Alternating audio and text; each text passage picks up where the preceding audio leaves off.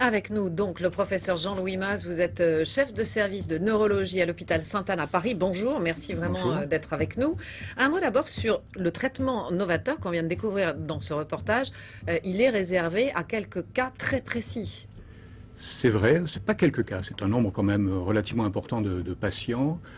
C'est vraiment une avancée thérapeutique, parce qu'il correspond à un besoin chez des patients qui ont, comme cela a été dit dans le reportage, un accident grave lié à un caillot qui bloque une artère de gros calibre et qui ont une évolution généralement peu favorable.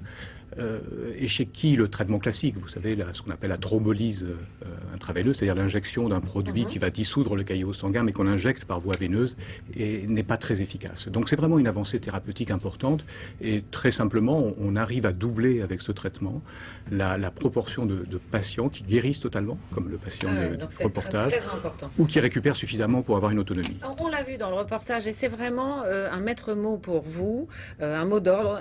En cas d'AVC, il faut réagir très rapidement. Oui, c'est vraiment effectivement le mot d'ordre, car il faut gagner. Chaque instant est salutaire pour le patient. Ce traitement doit être fait dans les 6 heures. Mais ce qui est plus important encore, c'est de savoir que le traitement est d'autant plus efficace qu'il est fait précocement dans ce délai de 6 heures. Donc chaque minute est importante, et il faut gagner au maximum de temps avant le traitement, entre les symptômes et le traitement. Alors, pour gagner chaque minute, justement, quels sont les symptômes qu'il faut absolument repérer en cas d'AVC ?